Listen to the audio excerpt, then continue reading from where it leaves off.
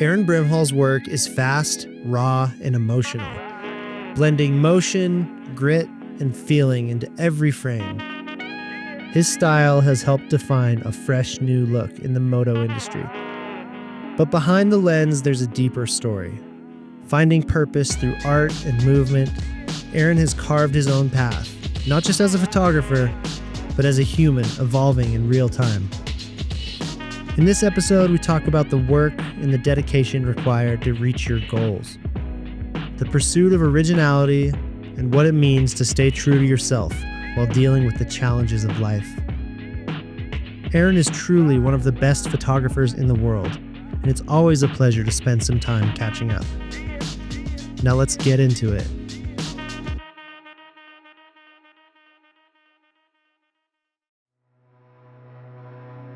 I want to give a shout out to my amazing sponsor, Rider Justice. There's a lot stacked against us as riders. The unpredictable things that can happen out on the road, and there's a general negative perception of motorcyclists in the courts when something unfortunate happens. Thankfully, there's someone out there who's been fighting for us, like really fighting for over 25 years, and that's Scott O'Sullivan of Rider Justice. Scott is not just a lawyer, he's an advocate for riders. The kind who shows up to rallies, sits on nonprofit boards, gives free legal advice to riders in need, and truly fights for our rights. He launched Rider Justice to stand up for all of us, on the road, in the courtroom, and in our culture. If you've been hurt in a crash, if you've lost someone, or if you just want to know your rights as a rider, go to riderjustice.com. Welcome to Ride Beyond. This isn't just a podcast about motorcycles. It's a celebration of the passion, creativity, and untold stories of the people who ride them. I'm your host, Ben Giese, and I've spent the better part of my life on two wheels, traveling the globe and building relationships with some of the most talented and inspiring people out there, each one with a compelling story to tell. The motorcycle is our connection, but the stories, that's what takes us beyond.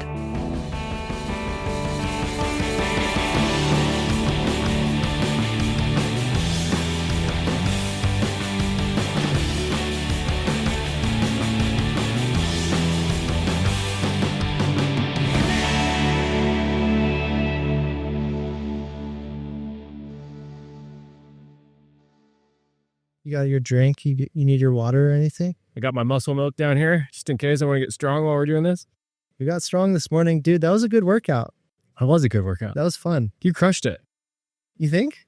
Dude. I mean, watching you makes me feel like I suck just because you're so... Well, it's just so new. Yeah. Remember me getting on the bike for the first time? Yeah. Ago? Well, I work out, but calisthenics is a different beast, dude. Like, different, yeah. Makes you really appreciate people that can do it. Like if I were to go in and do like powerlifting, I would be like, what am I doing? Yeah. You know? It's the same thing. But I think it's way cooler because you have like so much control over your body, and it's like more of a sport because it's like you're balancing and like moving through space in this really cool way. So progressive. Yeah, I like it. I'm going to honestly start easing into some like simple things because I love working out, and that's a really cool dynamic way to do it. Did you realize everything you did this morning was like spot on?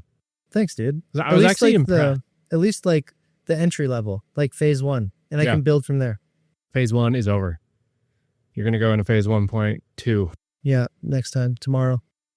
Yeah, and riding was fun too, man. So fun. I'm all sweaty now. Sorry if I stink. It was, I haven't ridden my bike in so long too. So like a first for you with calisthenics, maybe. And then a first time riding my bike in a long time. Let's talk about your life, dude. You've built like an incredible life around adventure and creativity and travel and being active, doing the things that you love.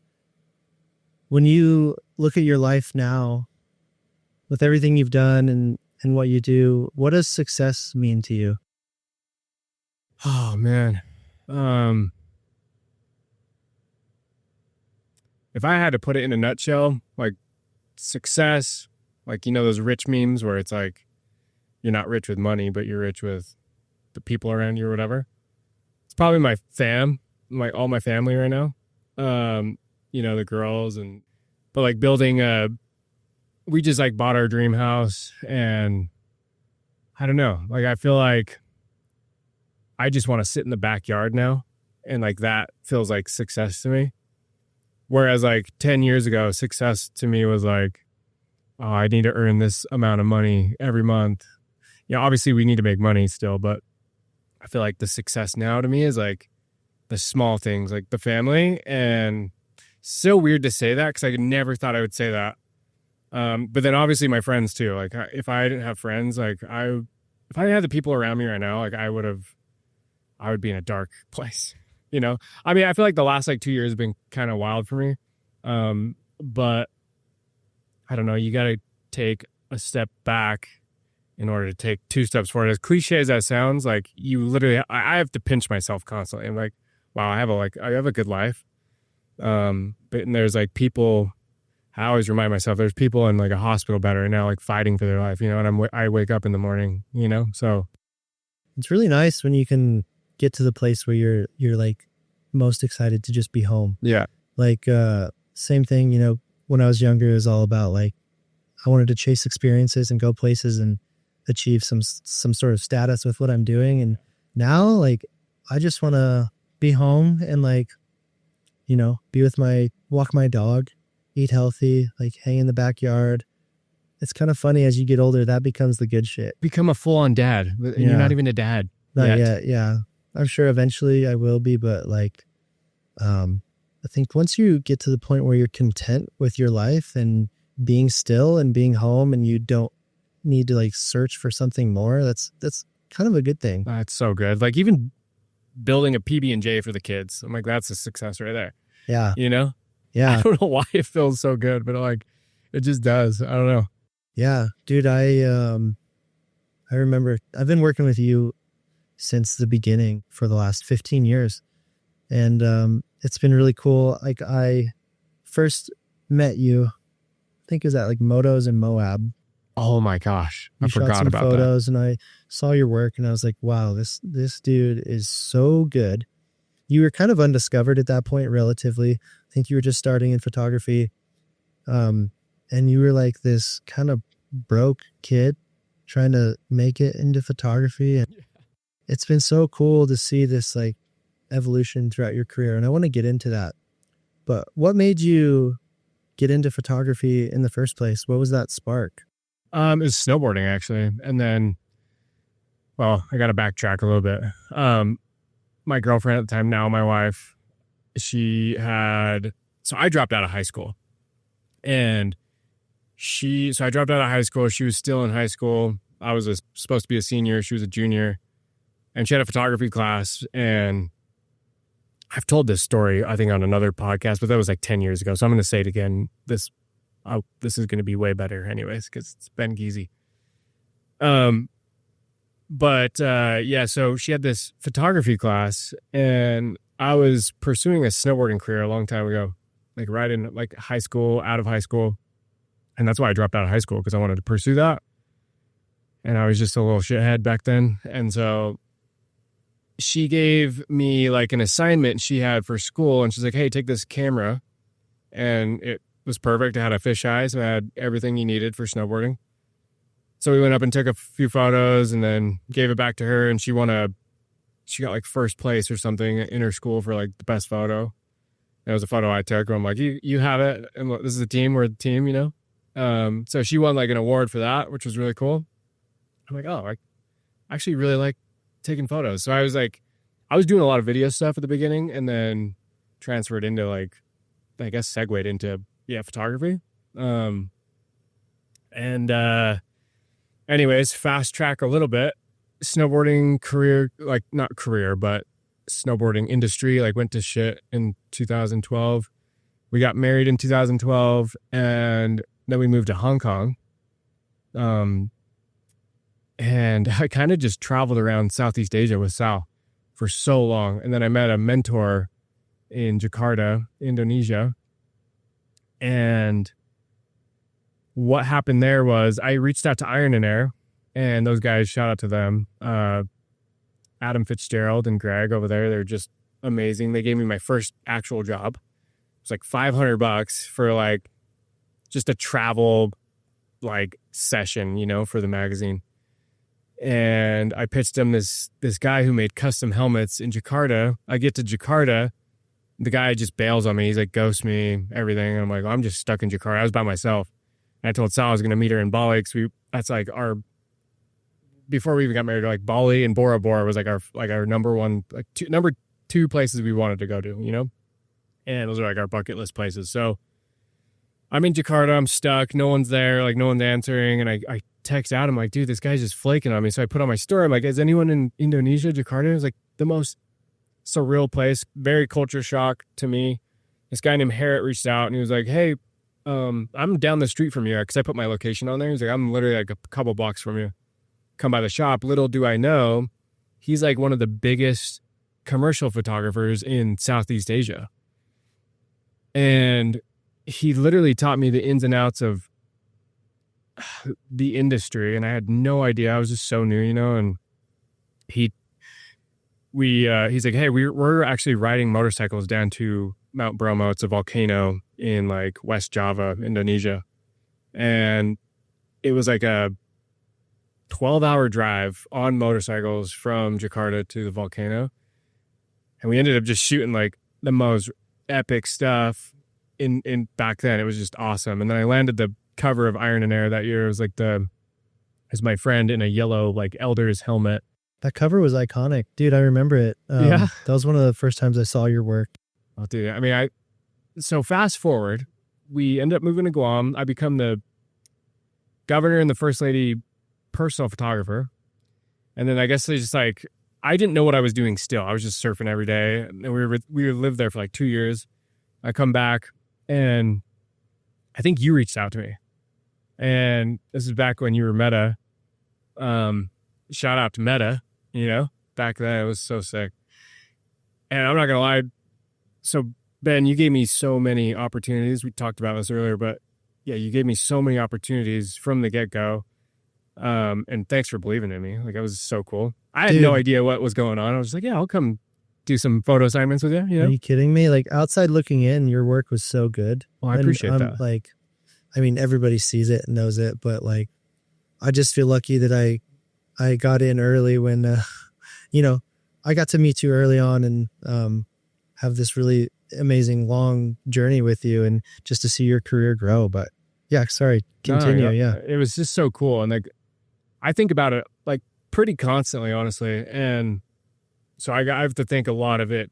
I have to thank you for a lot of it. So I appreciate you. Hell yeah. Appreciate you, brother. And dude, it was just like a snowball effect from there. Like, we did a ton of photo assignments, like the Jeremy McGrath thing, the Carrie Hart thing. Like, there were so many things. And then you introduced me to a bunch of people, like the guys at Fox, 100%. Like, I've worked with 100% for the last 10 years. Yeah, a long time. And they've given me so much cool opportunities too. And so, I mean, I didn't do anything. None of this I did by myself. Like, it was my wife who sacrificed a lot. It was you who sacrificed and believed in me. And then it was just like all these brands, and I just got better and better over time. It's just, you get better every time you do something, and I put a lot of effort and practice into photography and mostly like editing and like, especially the way you think about the creative part of it. Like that, like anyone could go out and take a photo of like us in the parking lot here. But I feel like when there's like a narrative behind it, like you're really good at that. And I've learned a lot from you. It's like, you need a narrative and just like a tiny bit of a story and you can create so much from that, So yeah, dude, big snowball effect. And I appreciate you for everything. You're welcome, dude. I appreciate you.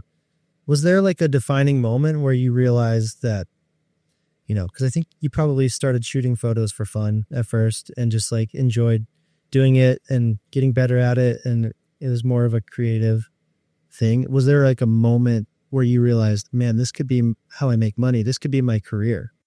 Yeah. It's so random because I always have this in the back of my head. Anytime anyone asks me like, how did you know you can make a career out of it? It wasn't even the Iron and Air thing. Cause I just thought I got lucky. But then randomly I saw Tessa Barton. She posted a photo online and it was like a sponsored post and it was for someone big. It was like Vogue or something. And I'm like, hey, she's probably making so much money posting this. And I don't know if I got the exact number, but someone told me like, oh, she got X amount of dollars for this post. I'm like, you can make that much money doing photography? So that's kind of what really stuck with me. And I am like, I'm just going to hit the ground running. But I had so much to work on, like the post processing, like reaching out to brands. I reached out to brands for 2 years without anything. I feel like it's a lot different now. Like you can reach out to brands. It's still so saturated. That's the problem. But I do love how competitive it is. And there also is so much work for everybody, So people do say it's saturated and stuff, but like you can work if you like really are hungry, Was it hard in the beginning before you were making good money? Like, was there ever a point where you considered like maybe this won't work, or what was it like in those early days?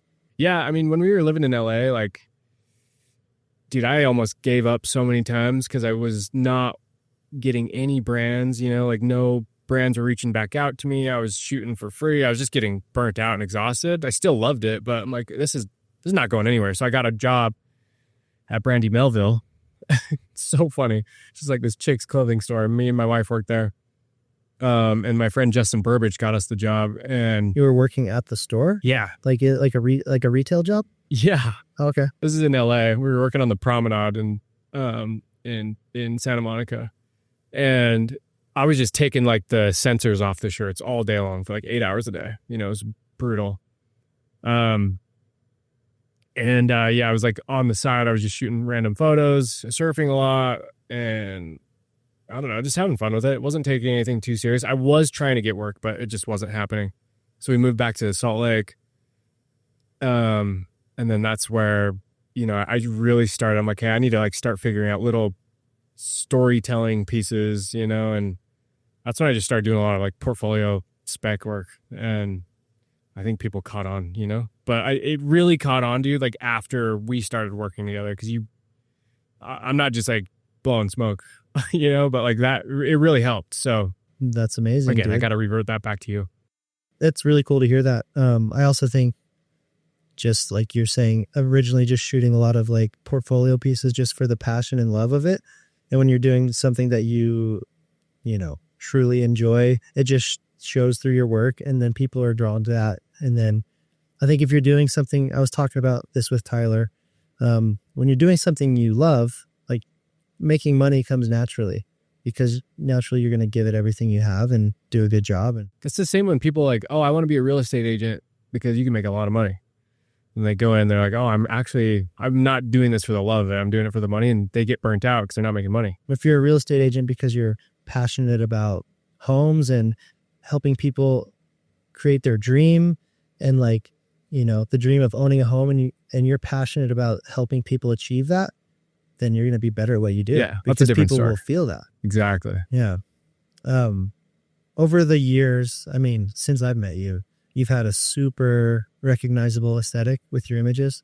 And I know it's evolved over time, but there's always been like the Aaron Brimhall look. Like I can look at a photo and know that you shot it. And there's a lot of people that copy you, but you've had a very recognizable style.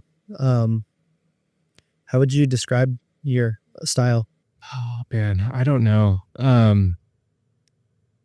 People always ask me that too, and I'm like super appreciative of that, because it's not like, art is so subjective, and I always do things my own way. And I've gotten told like, hey, you would crush the commercial world if you just stuck to one thing and did it in this way. And I'm like, I don't like shooting that style, I don't like the clean look. I get you can make a lot of money, but I'm going to do my own way. And I've made it work. But the way I would describe, I don't really know how to describe it. I did emulate and got a lot of inspiration from Solomon Lichthelm. He's a director out of New York. But he does a lot of like really cool, music videos, like automotive commercials. And I think he shoots a lot of stuff on 35 mil, just so sick. And dude, his style is like engraved in my brain. And I've always wanted to, emulate his work. Not steal anything, but like I love his colors, the way he like, even just the camera movements, So, and I shoot stills. He does directing and DPs, but I actually just got into directing too. And just because I've done so many like, random storytelling and spec pieces, and it's all directing, but it was more just, I want to direct now, So kind of double dipping at this point. Yeah. And I think everyone has like inspiration from someone else at first. For sure. And when you're starting out, you're almost, kind of copying things that other people do until you establish your own style and your own vision. So that's part of the process. I think like young up and coming kids should understand that as well. Like you develop your own vision through doing it and through practice and refining it. It obviously starts from people that look up to Aaron Brimhall. They're going to try to copy your style, and then they're going to, if they're creative and they want to define their own photography style, they'll kind of develop their own style through that. Totally. And then, yeah. And I've seen a lot of people legitimately copy the things I do. Like it'll be the same photo to like the angle to a T. It's the craziest thing. And then they'll like DM me or email me like, hey, I would love to get in with so-and-so, the brand. Can you give me their, I'm like, what, freaking dork? No. Yeah. Like just keep learning. Keep learning. You have to do everything on your own. Like you can get inspiration from people like you were saying, but I don't know. It's not really like, but also don't steal people's work. Yeah, exactly. There's a balance. And I think also as an artist, like who's reached a level like you have, where you have a lot of admiration, I think it's also good to keep in mind that the fact that people are copying you is a compliment. Totally. And they're always going to copy you. And it's kind of up to you to keep progressing and separating yourself. Yeah, exactly. So, no, and I actually do love when I see people like not copying, but they get inspiration from me and they'll like say something or DM me like something super nice. I'm like, this guy, yeah, he'll go far with it, and I do love helping people as well. Like if someone needs any type of information, I will help no matter what, just because I like seeing people succeed too. Like it's super fulfilling for me. So, yeah. Has your approach to photography changed over time? Like when you started to now, like? Yeah, I think so. I'm pretty like guerrilla mode, but like I like run and gun but now take it as it comes, basically. Yeah. But now I have more of a plan every time I go into a shoot. I think it's probably the bigger clients am like dealing with now. I have to have more of a plan, and so it's literally like schooling. Like you have to do things a certain way at some point, but also I do have that like little twist of the way I do work as well. But also like one thing I love working with friends on every single project. So no matter what, it's almost like the Adam Sandler approach. He always either has hot chicks in his videos or all of his friends. Same thing. I wish I had more hot chicks in my videos and stuff. I'm just joking. But like like all the friends do mean a lot, and you work way better with like multiple brains and good vibes on set, I mean, you made a comment earlier too about commercial work and how, you prefer to be a little more artistic and have your style and not be so commercial. But I think the interesting thing is your work is so good that you've gotten commercial work with your style. And like, I appreciate that. Like, you're doing stuff with Harley Davidson and like really big brands, and it's like, it's still an Aaron Brimhall photo. Yeah. So that's cool. No, it is cool. You've gotten big brands to believe in you enough to just do what you do. Totally. Yeah. And I'm like so thankful for that, obviously. I know I would get a lot more work if I were doing it a different way, but I feel like that way would get me burnt out. And I know I'm like too scared to get burnt out because I love what I do, and I hate taking things for granted. I get like that quite a bit with things, I'll get good at something and I'm like, okay, well, I'm got time to move on to something else, so. I think, kind of like myself, you're someone who likes to challenge yourself and grow. And when you're behind the lens, what are you trying to capture? Is it a feeling? Are you trying to capture a moment? Are you trying to show action? Is there like what is it you're trying to capture?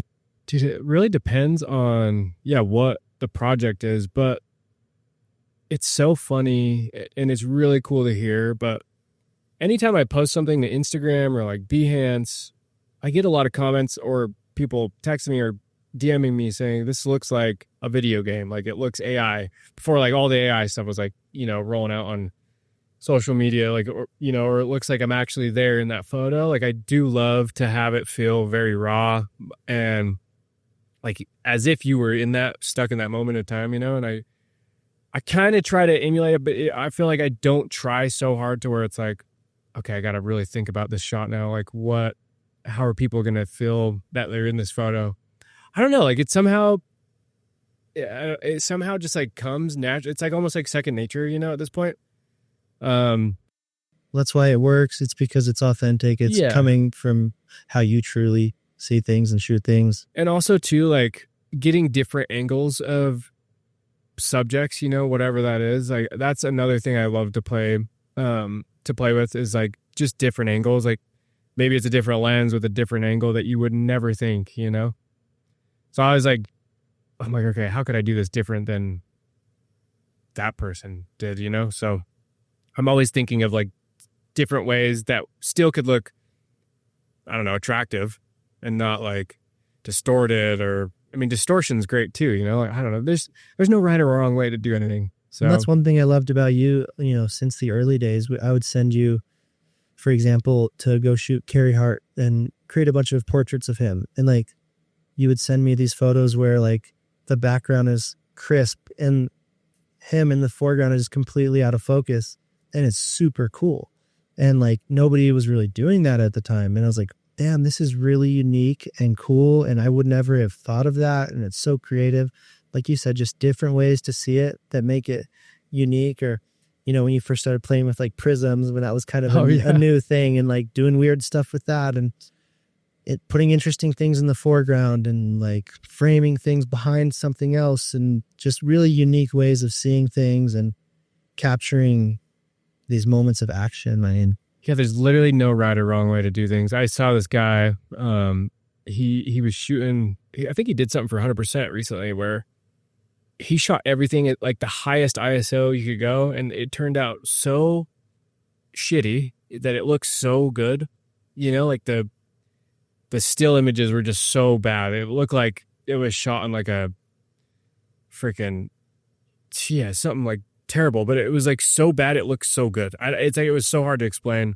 He's a French photographer named Thibaut Gravier. Is that how you say his name? Oh yeah, he's sick. Super creative. He's really creative. I've worked with him. We published a photo series in the magazine of I think of some French writer, and he took like photos of this dude's body and like his injuries, and then like photos of landscapes, and like it would be like a photo of his skin and like a scar, and then like ruts on a motocross track, cool. And it like looked similar. This really creative concept. He's sick, dude. Yeah, he's good. Super cool. I respect a lot of his work just because it's so different, you know? Yeah, his video work is really cool too. He does a lot of like fashion editorial stuff for like big like clothing companies, and it's all so different. Yeah, I love artists that do whatever they want to do, you know?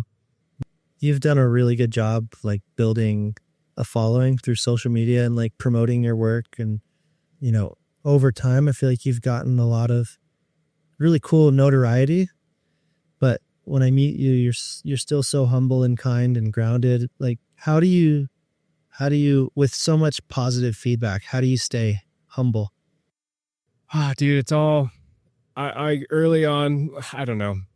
I feel like there was a time where like early on, I'm like, it did get to my head a little bit. I'm like, oh dang, it may not for very long, but I'm like, okay, this is so cool. I'm like, I'm cool right now, you know? But then I think one day I was like laying down for bed. I'm like, I'm not that sick. Like I want to just be a good person. I'm like, I'm just another person. And then I realized like everything on social media it's all like a false reality. Like there was this one moment I saw like a guy and a girl, like there was just this couple like kissing. It was so random, but they're like kissing and they had some like quotes on it. Like we're like this is what the best relationship should look like. I'm like, these guys just filmed this for themselves to, you know, like couple goals or whatever. It's all just fake. Like, yeah, you can have like a good relationship or a life or whatever, but everything on the internet is all, for the most part, it's like all like a false reality, you know? And so I didn't want to let it get to my head to where I'm like, oh, I'm this like popular dude. I should be like shaking the president's hand. I don't know. It was like a really weird moment in time for me, but yeah, I don't know.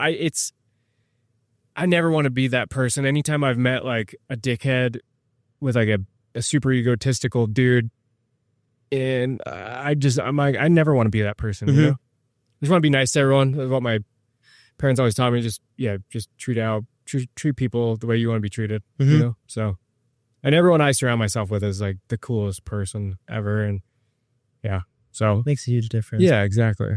And like, I've been on so many shoots with you at this point, and you always bring such a fun and positive energy. You know, you're always joking around and laughing, and you bring such a fun spirit to like any project or shoot or Thanks, man. experience.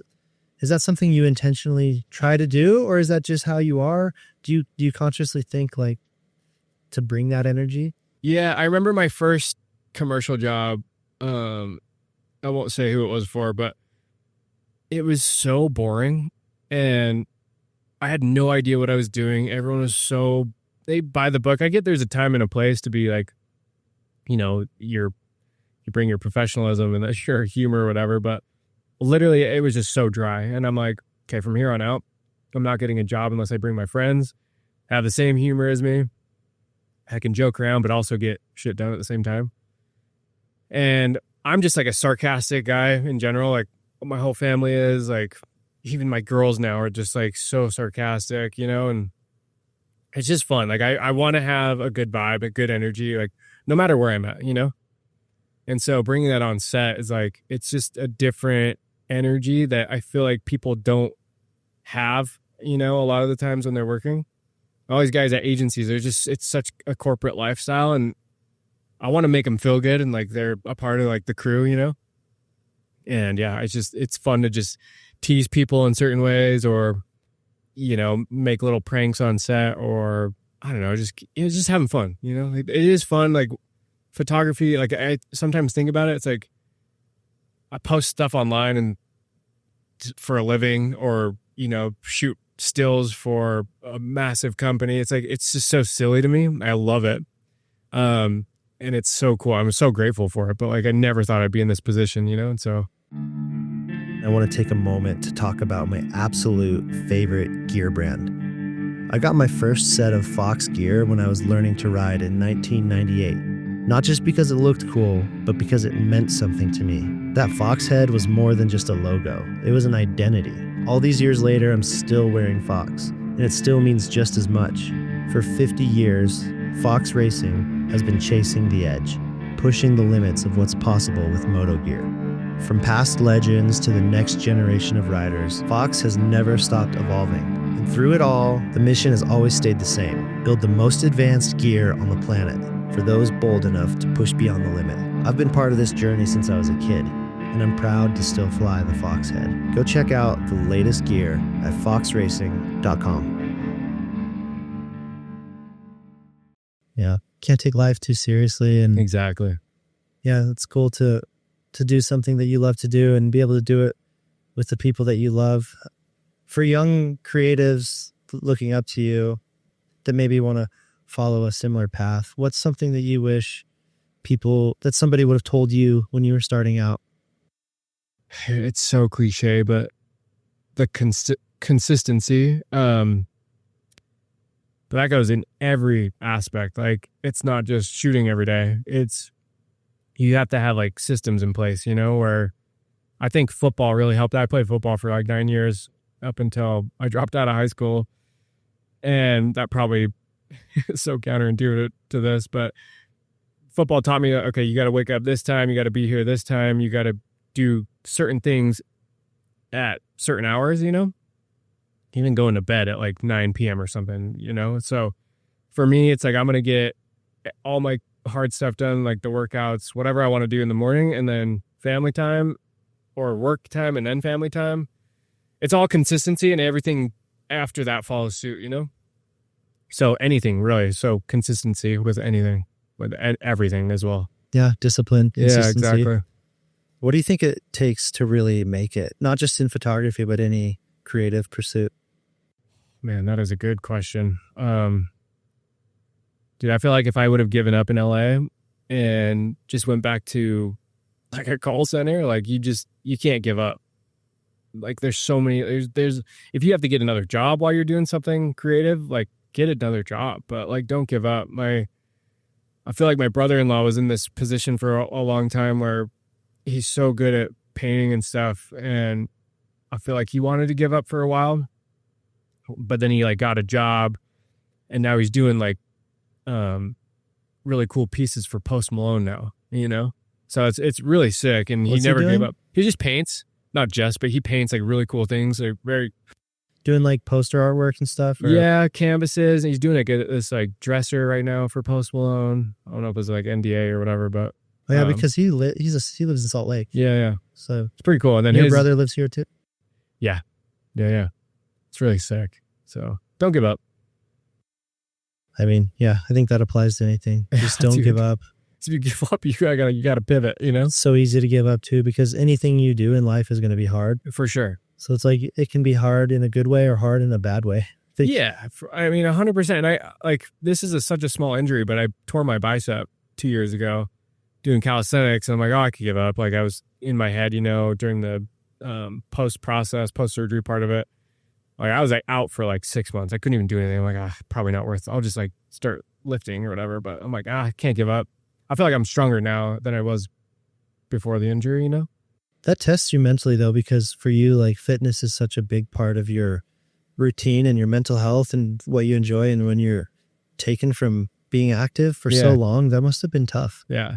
Well, it's funny because Kaysen's like, I'm just not into lifting, and I don't have beef with it or anything. Like I'm not hating on it, but I'm like, dude, do you like coffee? I'm like, he's like, yeah. I'm like, it's better than coffee. Like I get I wouldn't even have to like, I could work out and feel that dopamine hit or the serotonin like 100 times more working out than I would drinking coffee, you know, or any type of caffeine, as I'm drinking a Red Bull right now.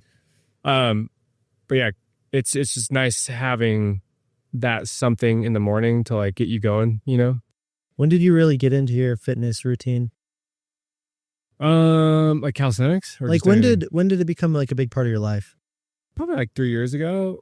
I mean, I've always kind of like trained, you know, but never like to a certain degree like this, where I am trying to learn different skills now and navigate like, you know, even my injuries still, like it still hurts or my wrist is broken, you know, and like navigating those things. It's just so progressive and fun. And I love learning new things. And it's taken so long to for me to even learn a handstand, because my wrist is broken. So I can't learn them on the ground. I have to learn them on the P-bars. And I love like sticking with things that are hard and then like executing them. It's just such a good feeling, you know, like even reaching out. Like I've always wanted to work for Nike. I've never worked for Nike still.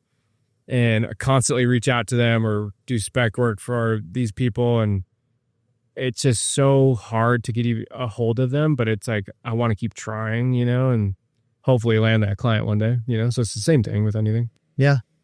I mean, again, like sticking with the things you're passionate about. Yeah. Like you shoot snowboarding, moto. You're trying to get into like the fitness space. It's all things that you do and do well. What role does that play too? Like, I feel like you're really talented at a lot of things. Like you're so sick at snowboarding. Thanks, man. You rip on a motorcycle. You know, your other interests like fitness, you do it at a high level. How does that play into your creative endeavors? Oh, dude. I feel like my mind works different. Like it's so hard because like, I don't know if this really applies to that question, but when you first hired me to do, what was it? It was like, it was like dirt bike stuff. I've never like really done dirt bike stuff. I'm like, I don't even know. Like I thought dirt bike was just supercross and motocross. I'm like, I don't really shoot that. I like shot a lot of Harley stuff, but you know, cause I had Harleys growing up or whatever. But I never really got into dirt bikes. I'm like, I don't even know how to shoot dirt bikes. Like what are like the certain angles, you know? I feel like just taking your own take on things like that is cool. But then maybe going back on your question, I think, I don't know, like all these things are an art form, as weird as that sounds, you know, like carving on a snowboard, like ripping the dust up on a dirt bike, or even the way your body positions, like in like certain little movements in calisthenics. It's all like an art form to me. I used to paint a lot too, like back in the day. And so I feel like it just helps like the creative part of your brain, no matter what, like anything you're doing. Like there's a lot of people I know that just sit and play video games. That is an art form, and they're so good at a lot of things too, but it all really depends on like where you're going with it. And I don't know if like I answered the question, but I feel like uh, for me, when I snowboard or when I'm on a dirt bike, I'll get like a certain something in my head. I'm like, oh, that is so sick. I want to like take this into like my next portfolio piece, or I don't know. And I do like to go with, I like to do these things with the people that are better than me. Like, dude, riding moto with you, you're so good at it. You know, it's like the coolest thing ever. And so seeing like someone like you ride, and I'm like, oh, whoa, there's like, Ben's like doing these stand up wheelies on these gnarly boulders, and the rocks are like kicking up from the back tire. I'm like, oh, it'd be so sick to like get a macro wide lens of him, like from shooting from down below up. I don't know, like certain things like that, you know, or like carving on a snowboard, like that type of stuff. But I don't know. It's just like building the creative part of your mind, I guess, you know, not being stagnant. Yeah. I feel like there's certain people out there who are like just naturally talented, and they seem to be like good at everything they do. And I think you're one of those people. Why do you think it is that you're like, well, you're too nice. Good? Why do you think it is that you're good, so good at things? Is it like, do you just get obsessed? Are you just determined to be good? Are you just, it's just come natural? I don't know. I feel like it's like the ADD in me. Like I will see something. Like I never got into mountain biking ever. My friends were all into it, but then I got into it. Like, dude, seeing your brother rip. I went to Ice Street one day, and there's a place here in Utah called Ice Street, and where all the dudes go rip their mountain bikes, a bunch of jumps. And I went there with my friend Ethan one day, and I saw your brother there too. And I'm like, this is the sickest thing ever. They're sending it, and they have good style, and you don't. I just always thought you had to wear colorful things, you know, like outfits, and it was just so dorky to me. But then seeing like these guys that I was friends with, or your brother who rips on a mountain bike, I don't know. I'm like, I want to fit in with that section, you know, or that lifestyle. And I want to get good at that. And, I don't know. I just put my mind to things that I really want to do. And yeah, again, like not giving up on those things. I haven't really given up on mountain biking. I just don't have time to do it, you know? But I do love, I'll get obsessed with something, and I'm like, I'm going to learn how to wheelie, learn how to manual on a mountain bike, or whatever it is, you know, or a crank spin or something. I don't know. And so there's like a certain level of things where I get into my head where I just tell myself, I'm going to get good at that, and let's give it 30 days.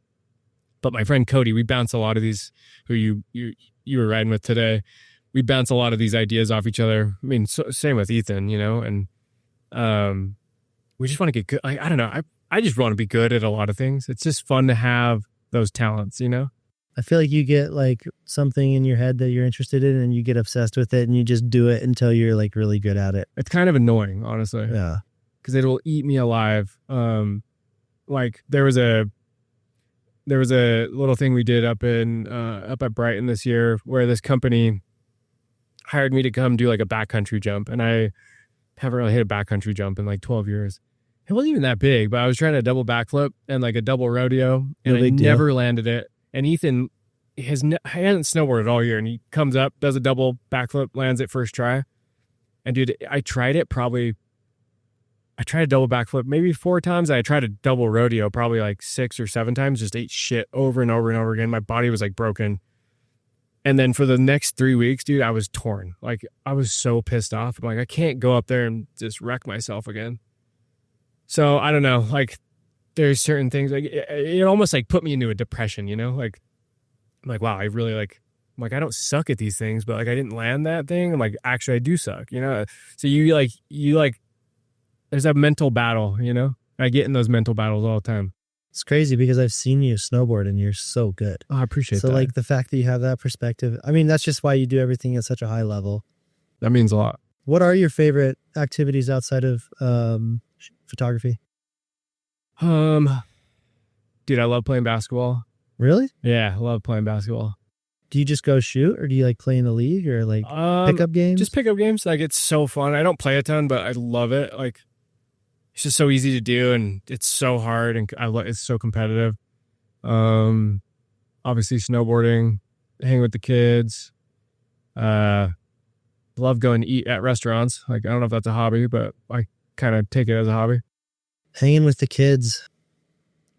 I met you. I mean, I've known you a long time before you had your kids.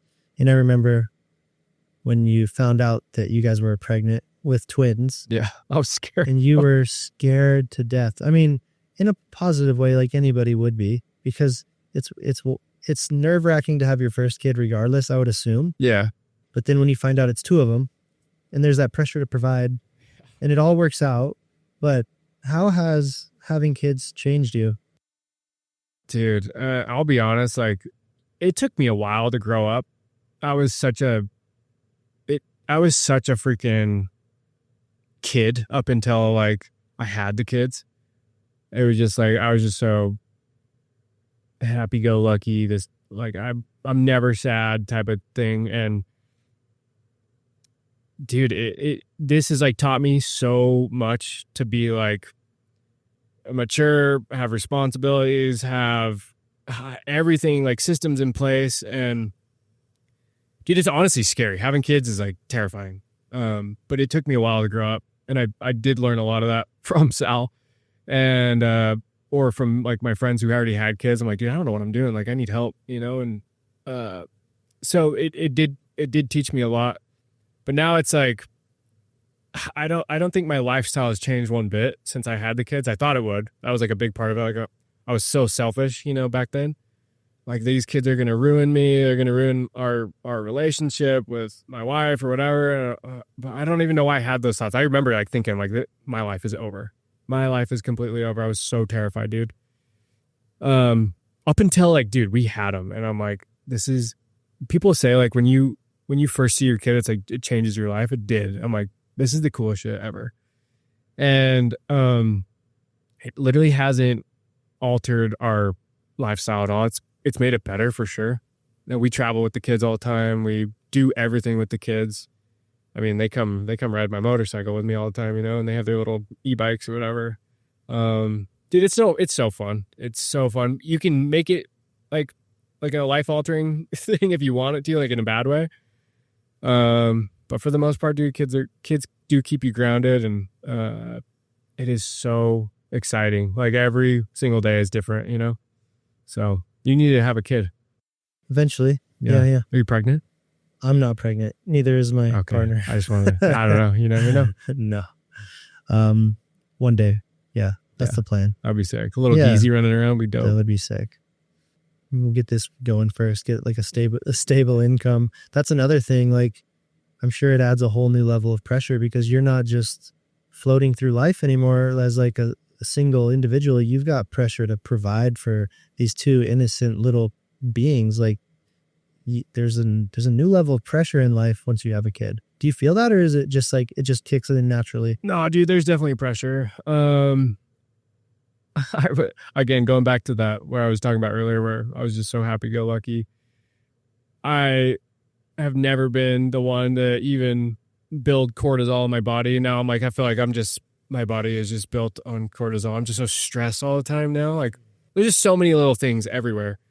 And dude, like owning a house is crazy. There's so many things that people don't realize. Like that's just like the American dream is owning a house, having kids, having a dope job, all the things. But it's so stressful, dude. And like, yeah, you have to make money. Like I've never been the one to be like, oh, I'm going to make this much money this year. But now it is in the back of my head, I'm like, okay, I do need to make this much money this year, you know, in order to provide, and do like live the lifestyle that I really want to. Cause I love motorcycles. I love cars. I love eating good food. I love traveling. I love buying things for the kids. Like, you know, little toys, you know, or even like the wife and I like love going on little trips or whatever. So I don't know, dude, like there's a lot with it, but, what was the question again? I forgot where I'm answering. Just how has becoming a father changed you? Yeah, no, it's just been great. Like all of that, you know? And so I feel like going back to the competitive part of this industry that we're in, like it's made me work harder, you know? And it literally is like what I've learned. It's like every man for himself. Like you can have a mentor, but the mentor is not going to do all the work for you, you know? So you have to put in the work, the time, and a lot of energy into yeah, being like a husband and a dad and providing for these guys, you know? That's interesting. You say like every man for himself. It's almost like it, life goes from being like a thing of chasing your passions to like a competitive thing for survival, because like the stakes are a lot higher. Has being a father changed your approach creatively at all and like in your work? Yeah, I think so. Like, it's so funny, and it might be like corny, but like even having like TikTok as a platform to, we've had everything online for so long, and I love playing pranks on my kids all the time. Like, it's so fun, and I've always loved like, what's that freaking show back then? Funniest Home Videos. We grew up watching that, or like The Simpsons, and it's just Bart, doing pranks or whatever, and I feel like that was my whole childhood, just being such an idiot to my brother and playing pranks on him. And my kids do that to me. I do that to the kids, do it to the wife. Like, I love having that. But like the TikTok platform has been so fun because I film everything all day because I think it's so, like, I never know what kind of funny moments we're going to have, I do that with like my friends too. Like, I always have my phone out. I feel like my phone's like the best tool I have ever. But yeah, dude, like it's creatively changed in a way where, I don't know, we'll do like little skits here and there, or I don't know, there's just different, it's very black and white. Like, having the kids, I'm not like trying to be like a business person and telling them about my career, but it's also, I'm getting them out into the world and showing them new things, and creatively just different, with like, and having them socialize with other people that I'm socializing with, and so there's just so many different ways to go about it. But I don't know. What kind of an example do you hope to set for your daughters? Oh, dude. Just to be I mean, as simple as it sounds, just to be a good person, and yeah, a hard worker, I guess. But I feel like being a good person is like hard to come by these days. I've just been around so many like people who are, dude, this whole like social media has just made people become so arrogant and egotistical, and that's what we're just like, that's life now. Like, it's just, everything's on social media, and everyone's so, not going to say everyone, but there's a lot of people that are not grounded, not humble, not like a person like you, like there's not a lot of those types of people where they're grounded, they're humble, they're still good at everything they do, so yeah, I don't know where we're all going to be when they're 16, but I feel like life will be even crazier. Yeah. Do you ever worry about that? Like, I've had that thought, having kids in this day and age, just with how crazy the world is. You have endless access to information at your fingertips. They can find anything at any time. There's new things to worry about. Like, when they get older, there's like cyberbullying now that we didn't experience. Which is scary. So scary. There's so many ways they can get influenced and brainwashed and pulled down the wrong road with the wrong friends. And there's so many like scary things to worry about. How do you feel about that? We're pretty good, dude, with like not having the kids on. Dude, they don't have a tablet or obviously a phone yet or anything. Like, we have like a Nintendo Switch for them when they go on the plane or whatever, because you need like that type of babysitter on a plane. But yeah, we keep them off social media, like they're on social media with us, and a lot of people are pretty scared about, like, I don't know, the whole exploiting your kids thing is like a whole big topic. And I won't get too far into that, but I feel like it's just people hate how my kids are on social media. And I'm like, I'm not doing it. I just do it because we have a funny lifestyle. And I love it, actually, I love showing people our personalities, it's just so fun. Like, I do it with my friends all the time too, I just love, we do some weird shit, and it's just so fun and funny to throw it out there onto and making people's day. That's kind of what I'm about, just getting a laugh out of somebody. And that's, yeah. So I'm not too worried about it. I mean, right now, at least, but times change fast. And your family's so unique. I mean, you're a creative. You have these really cute little twin girls, and you guys are always doing some wild adventure, and it's fun to watch. People enjoy it. So I don't know why they'd be hating.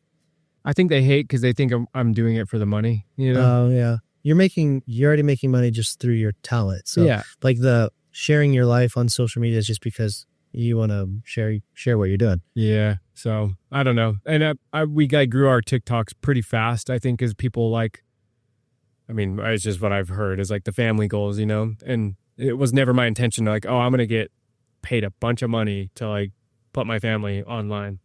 It was more just to like make people laugh, you know? So people can talk and whatever they want to say, but Yeah. you just can't let that bug you. And if you almost like with social media, like, dude, look at Logan and Jake Paul. They monetize off the hate and they're killing it. Yeah. They're straight up I crushing mean, it. like in our industry, Hayden Deegan, he's a perfect example. Yeah, we talked about this last night. Yeah. He's a, motocross racer.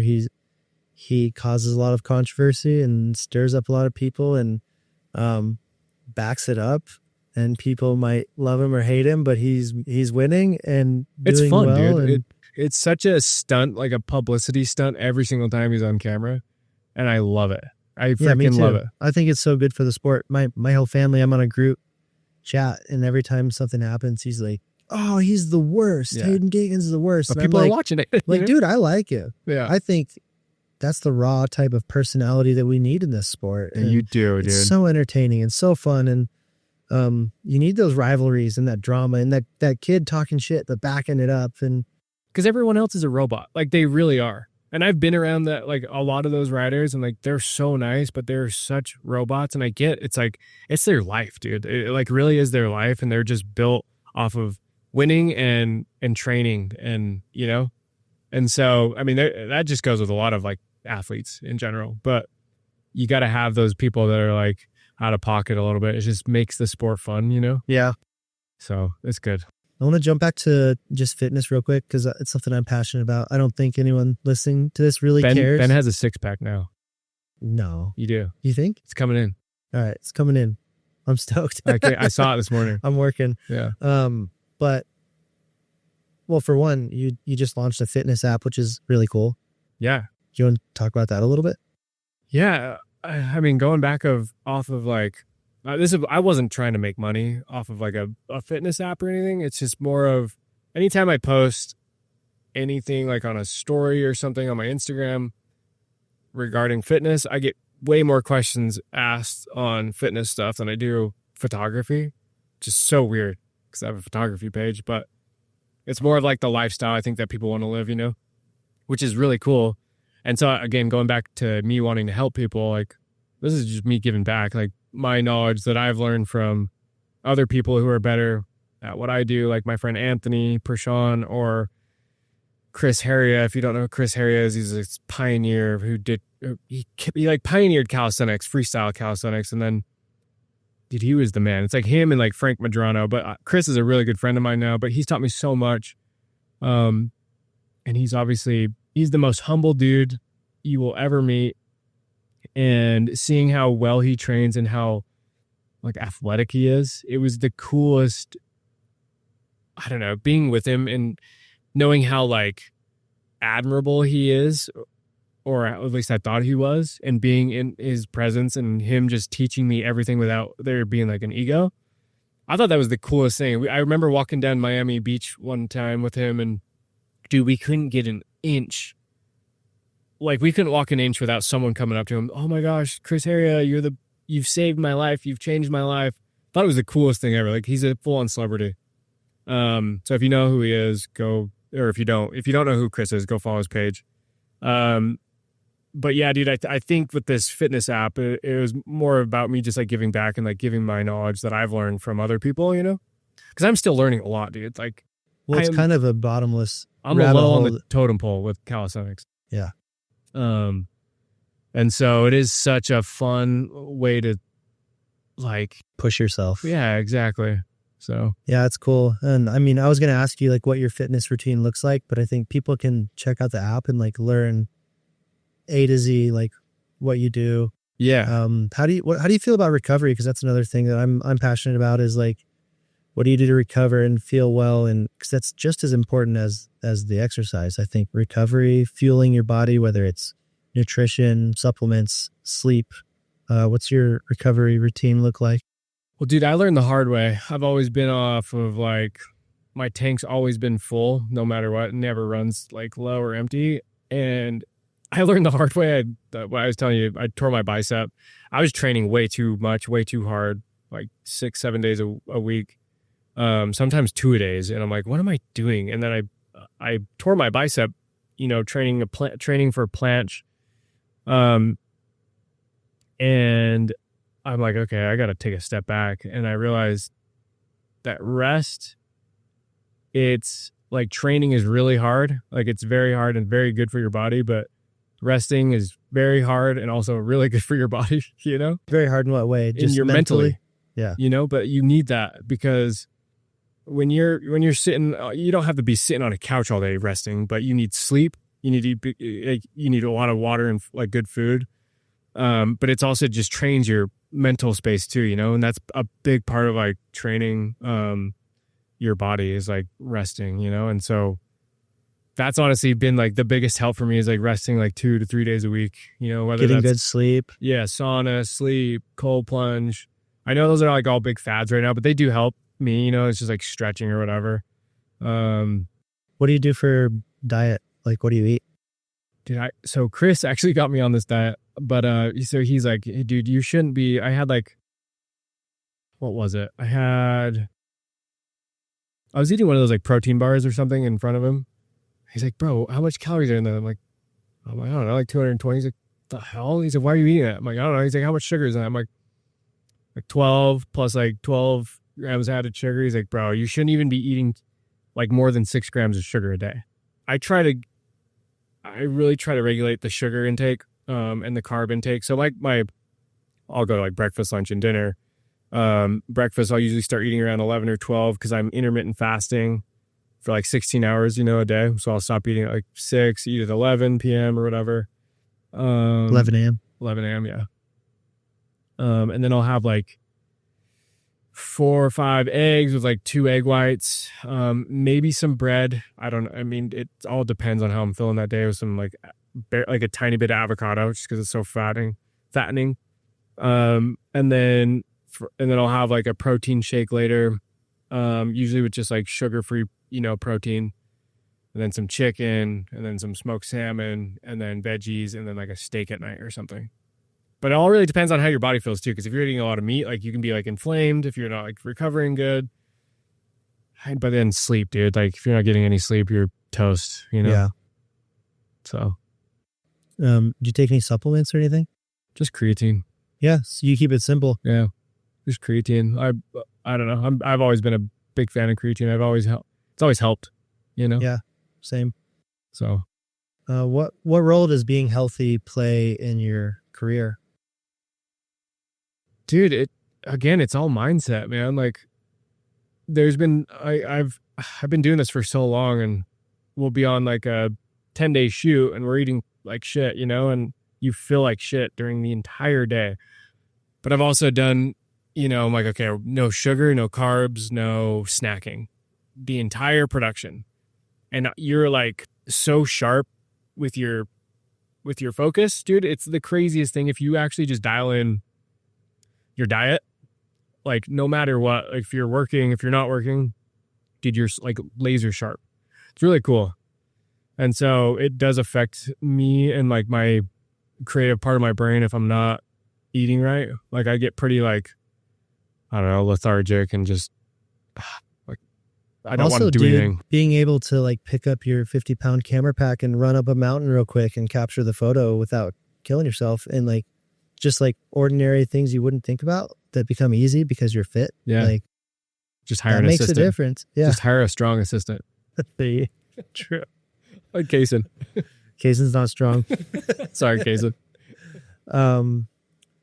Do you ever feel pressure to like live up to your past work or like standards that other people set for you? Nah, never. I'm like, okay, it's on to the next thing, like there's been a time, I constantly think about this. I'm like, I want to revolutionize myself and like start fresh and do something different, And I always think about that. I'm like, what's the next thing I could do? What is the next thing you can do? I have a lot of ideas, but I'm not going to say anything because I want it to be a surprise. Damn. I can't say them. Okay. I'll probably tell you off camera, but I've got some ideas, and I do love shooting automotive. I'll never stop shooting automotive, but it's like it will go like kind of hand in hand with that, you know? So just takes time. I want to give a shout out to a really special partner of mine. I've been working with 805 Beer for close to a decade now. And honestly, it's more than just a beverage company to me. It's a symbol of a lifestyle that I believe in. 805 was born on the central coast of California, the 805, a place where life moves to the rhythm of surf, moto, music, and open roads. Whether you're out riding, jamming with friends, or just soaking in the last light of the day, 805 is right there with you. It's not about hype, it's about living fully and embracing every moment. But what makes 805 truly special is their commitment to sustainability. They've been brewing for generations and relentlessly focused on preserving the land that they call home, conserving water, reducing waste, and protecting what matters, the land where we live and play. They support the raddest events and the sickest athletes. But most importantly, they support the culture. That's why 805 has become a staple in my life. You know, you've talked a lot about how like social media is not really representative of real life. And people see your work and they're like, damn, Aaron Brimhall is so cool. He's killing it. His life is so perfect. Yet, you know, we're all dealing with challenges outside of that. And like, shit gets hard. Like we all deal with real world problems. And I know you are dealing with like personal challenges right now and have been for a while, and life gets hard. You know, can you talk about that and how, you know, what you see online is not reality, and people get so they compare themselves to people online and they feel bad about themselves when someone else looks like they're crushing it, but you don't know what they're going through. Yeah, dude. This will be like a hard subject right now, but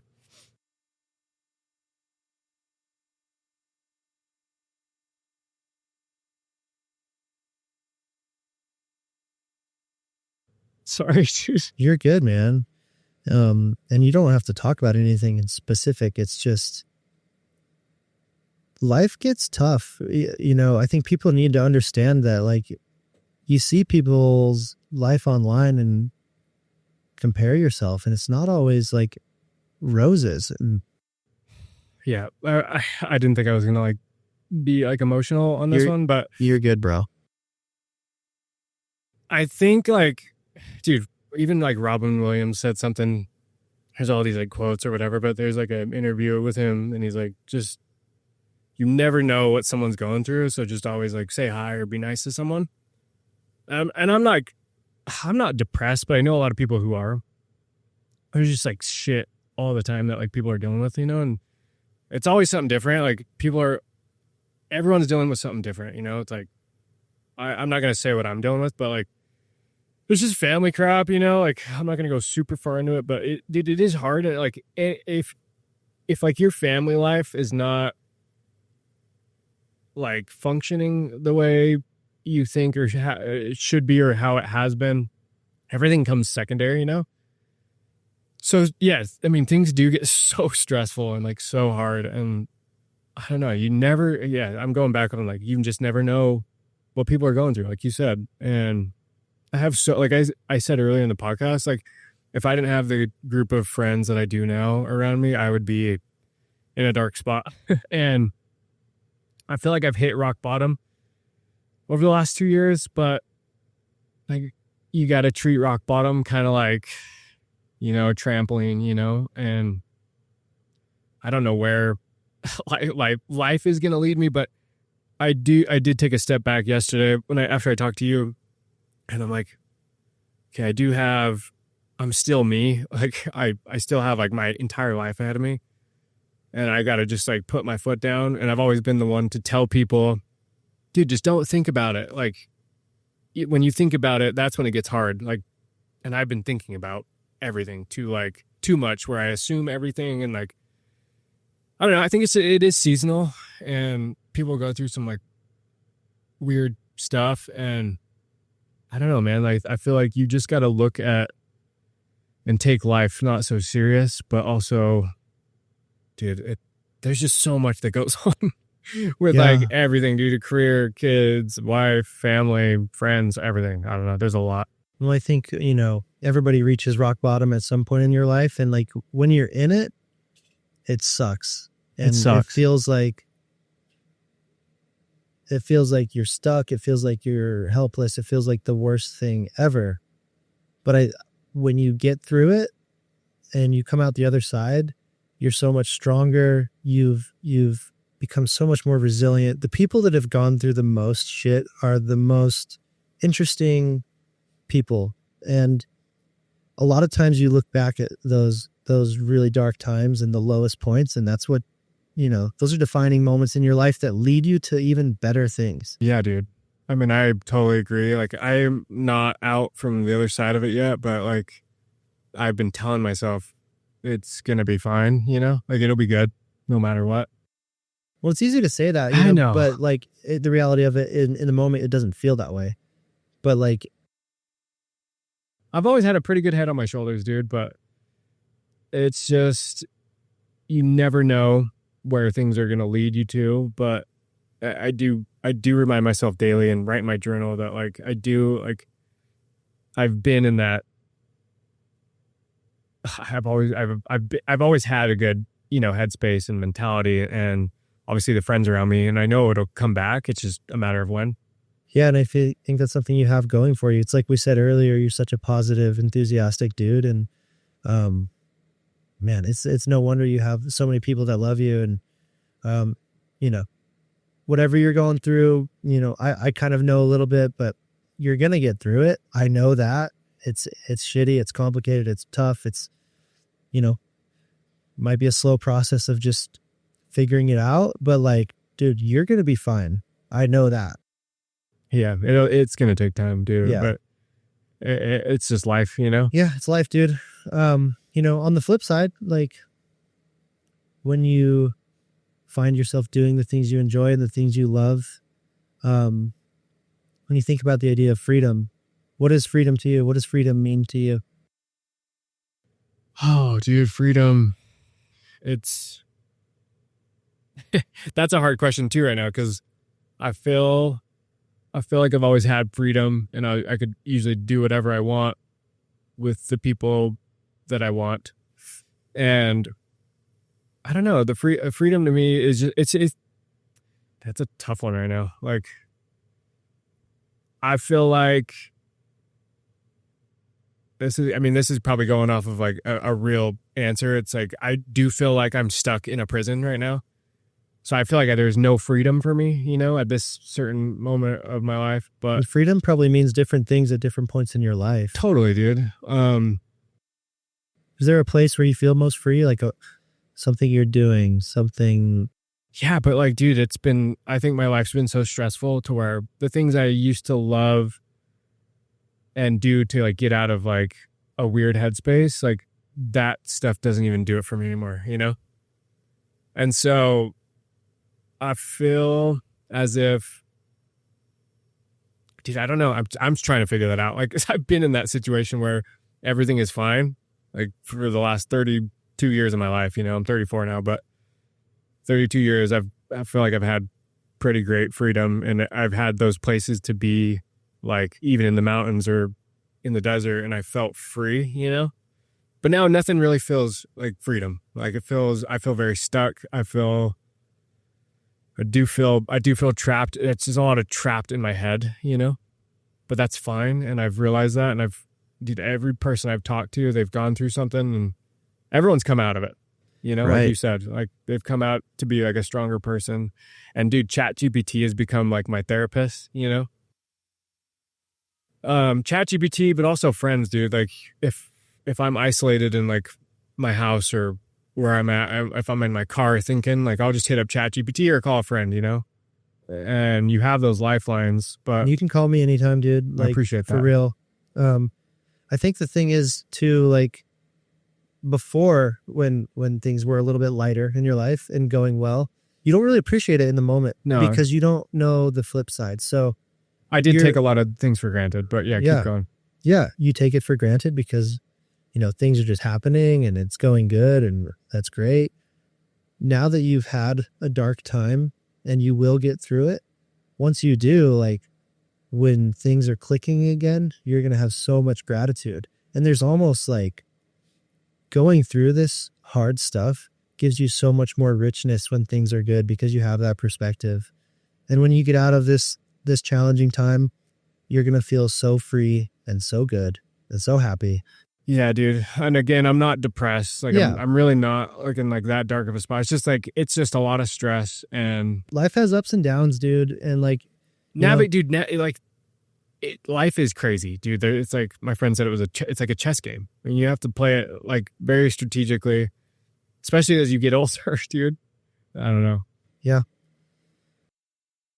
I mean, you've accomplished, just to shift gears, you've accomplished so much in your career.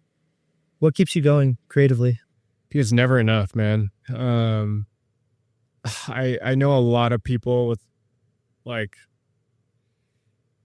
I guess a lot of freedom and money, you know, and like they have like the lifestyles I want to like have. And I don't need a big house or a private jet. I do need a GT3 RS. Like that's what I do need. So that's like a goal. But like the goal for me is like, I'm constantly trying to do things. Like I think it's like, I am too ADD, like where I start this fitness app. I at one point I wanted to do a podcast. At one point, like I became a runner and I wanted to do like a run club, you know, or like, I do love this like entrepreneurial spirit you have though, because I feel like you're always grinding and finding the next thing and like working hard. I think that's a cool quality that you have. Yeah. And I think these are the things too, where I have like quit a lot of things, but those are the things I just got burnt out on, or they just didn't work. But you know, at the same time, like at least I'm trying them. And I do need to stick with something. I recently just started like a mentorship with like photography and creatives. I started back in 2021. It was really good, but the agency we were using that fell apart. Something happened with the owner. He went to prison or something. Anyways, I was doing a lot of commercial work back then, and there was no bandwidth for me, and I should have just kept it going. But we brought it back, and like I love, like going back to what I said earlier, I love helping people, dude. I really do. And so that's why I'm starting this thing. It's like a group of creatives who actually need help, and I'm trying to like get people their feet off the ground, you know? Like for instance, like how you helped me and believed in me. That's literally the same concept, you know? And I'm trying to just do it with a lot more people and at once, you know, and have like a big area to like brainstorm, and everyone can come in, you know, like a community and help each other. And so I don't know, I'm not like rushing into it or anything, but I think that's like kind of where I want to head, you know, with like my career. Like I really do love that part of this like genre of, I guess the industry is like anyone creative. I do love helping people and I want to see other people like succeed, you know? I think that you get so much more out of like doing work like that where there's a purpose behind it and, you know, you have, something positive that you're contributing to the world, helping people. When you think about, you know, your goals with photography, do you have a dream job? What would be the peak of the mountain for you? Dude, that's a broad question. Like I have a list of things that I've written down on my computer where it's either concepts or concepts for, you know, certain brands.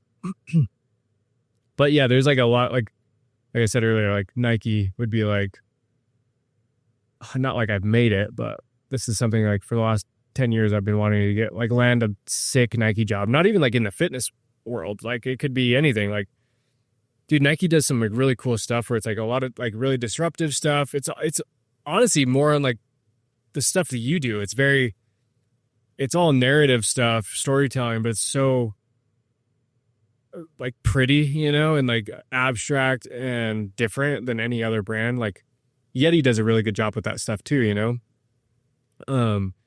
Or like Liquid Death, you know, like they're just so out of pocket and like satire and they can get away with it. Like I love things that feel different and they're almost like controversial, you know? Not I'm saying that Nike is doing anything controversial, but it's just so different. I love people doing different things, you know, that you don't Especially normally big see. brands that are willing to take risk and be creative. And Yeah. in the moto space, dude, I feel like Fox is doing that right now. For Like sure. their branding has gotten so cool over the last few years. It's super edgy, abstract, like You were very edging me creative. earlier while you were riding in front of me, dude. In my Fox gear.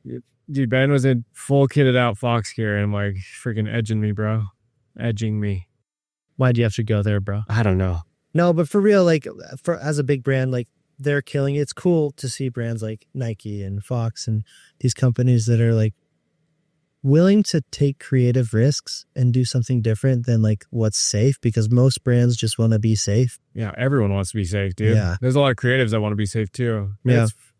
I guess it's fine, but I don't want to be safe. I want to put myself in the deep end with sharks, you know? I don't know. I find that way more attractive in someone trying to do something they actually probably don't think is going to work out, but it ends up working out. Like that's so cool to see, you know?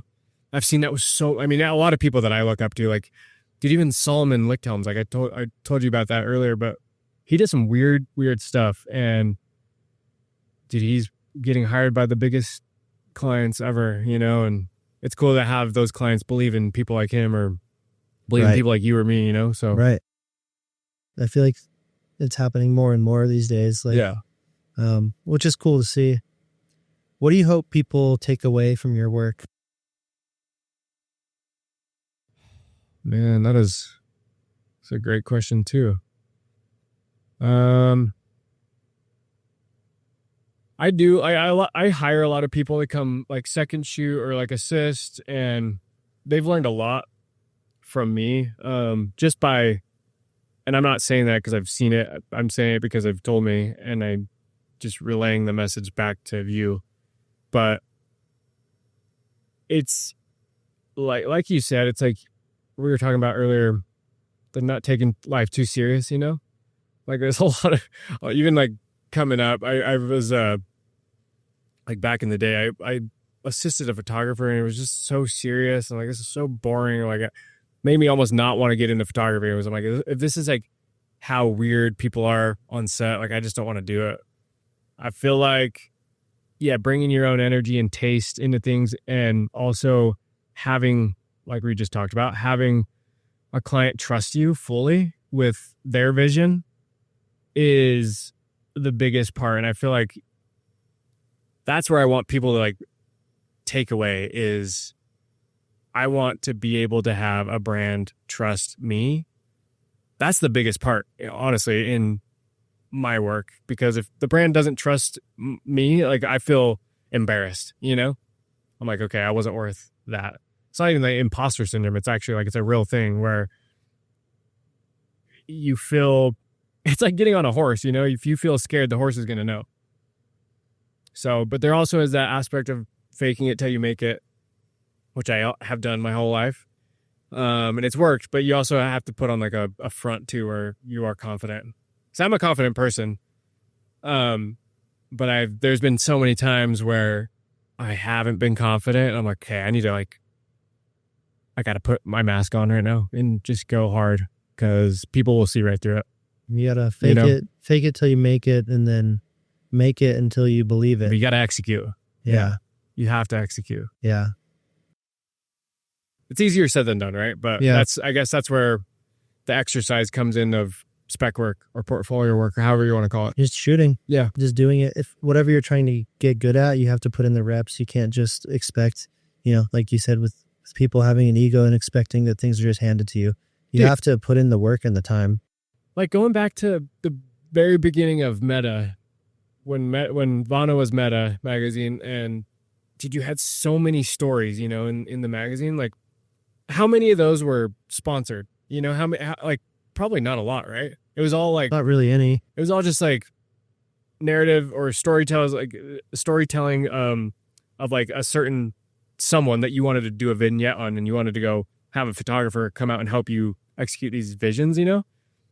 It's like that type of stuff where you need to like put in the effort and the time, so other brands like 805, Fox, whoever, they're going to trust you later on because they've seen you, and then you have that credibility. It just comes with anything, you know? So you have to put in the exercise and the work. What do you hope people take away from your personal story? You know, your path through becoming a photographer and creating a life doing things that you're passionate about. What can people take away from that?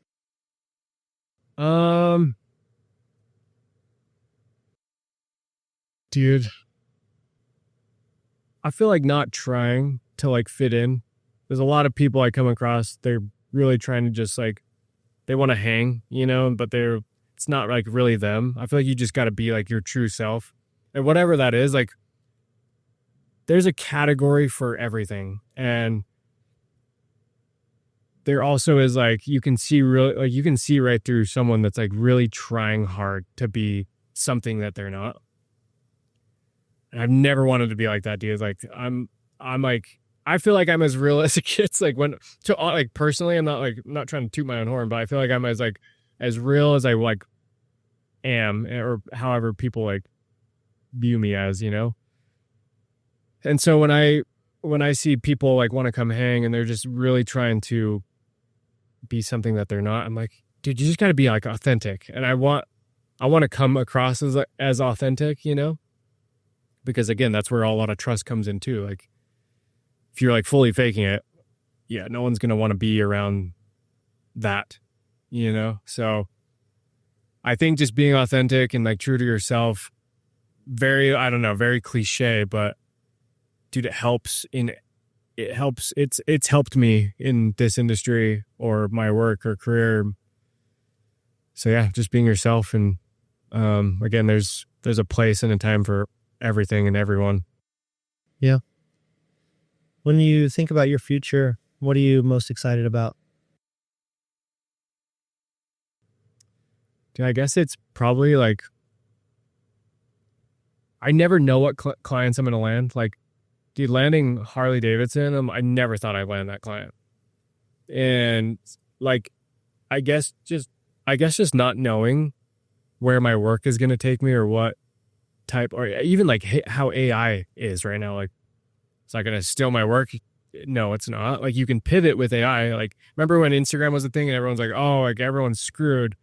It's all the boomers that like didn't hop on the bandwagon and they're all behind now. But I feel like if you like go with AI, not like you got to utilize AI, but not like only doing AI. If like utilize AI in a way where it's so useful. It's so useful, dude. Like it's so useful, but people are so scared of it where they're like, I'm not going to do anything with AI. Like, okay. It saves me so much time. Dude, and it's so it's like, awesome. It's not like it's taking away my creativity. It's enabling me to do more and faster. It's just like a virtual assistant, you know, like, but faster. Yeah. You know, it's incredible. Honestly, I love it personally. I love it too. And I don't know where the future is. Like, I don't know what is going to like where it's going to lead me, but I do like, I'm hoping I can like better myself with the creativity and the photography and like directing and land the jobs that I actually want to land. Mm-hmm. Like, that's where I'm like very excited, you know, to see what I can do. And it's just like embracing change. Like yeah. This can be a lesson for your personal life too. Like everything changes eventually. Nothing's permanent. And, you know, as things are changing, change can be hard, but you just have to embrace it. Yeah. And we're so young. Yeah, we're young, dude. Like, we have our whole life. You told me that on the phone yesterday. You're like, you have your whole life ahead of you. I'm like, I know. I didn't realize that until like yesterday, honestly. I'm like, we are so young. Like even with snowboarding, like the last couple of years, I feel like I've gotten better on my snowboard than I have or did when I was like trying to do something with it. Because I'm like not fully trying, I'm just having fun with it, but I'm also putting in the hours, you know, when I can. So I don't know. Just keep doing the things that you enjoy and, you know, stay true to yourself and be authentic and don't take yourself too seriously. We're all going to die in the end, unfortunately. So like why are we taking all these things so seriously? Because at the end of the day, the things that we feel like are huge problems aren't that big of problems.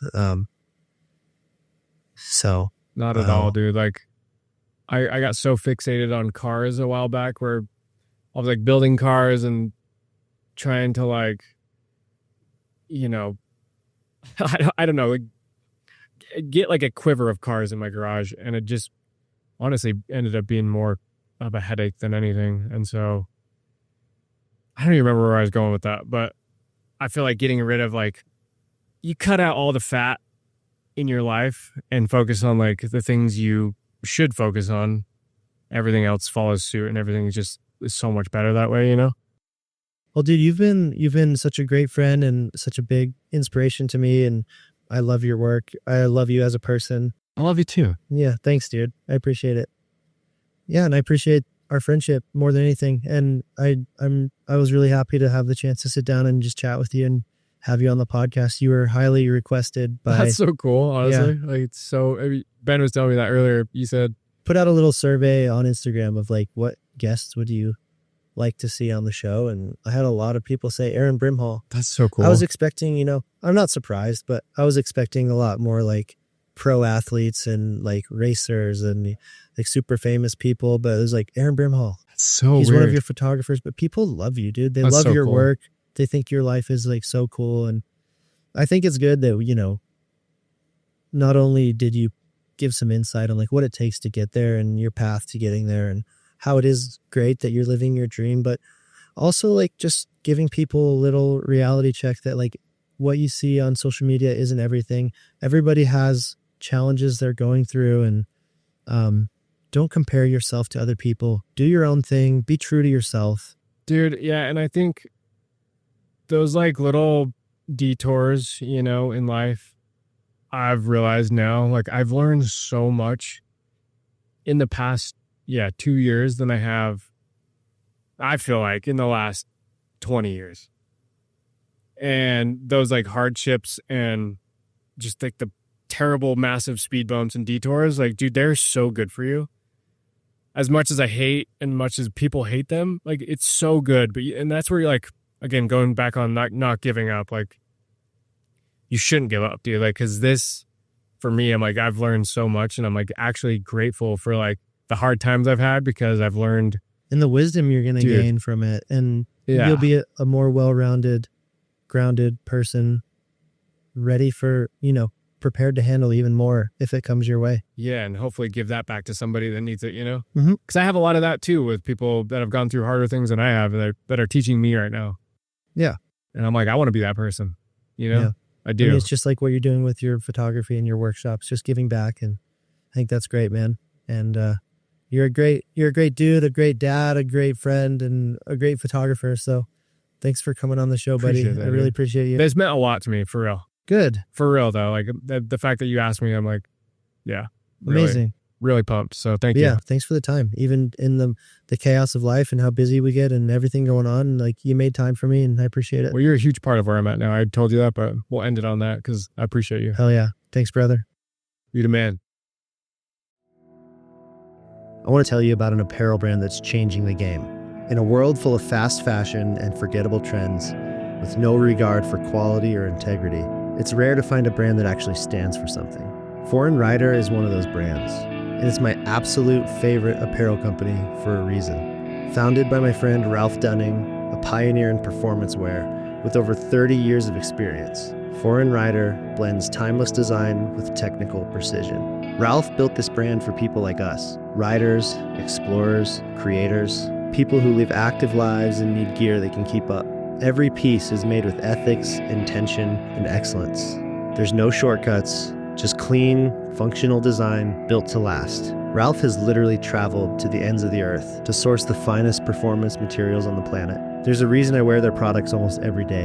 The fit, the feel, the quality, it's on another level. Foreign Rider's not just clothing, it's a mindset, a reminder to live with intention, to choose quality over quantity, and the exploration of freedom. Check out the full collection at foreignrider.com. I promise, once you wear it, there's no going back.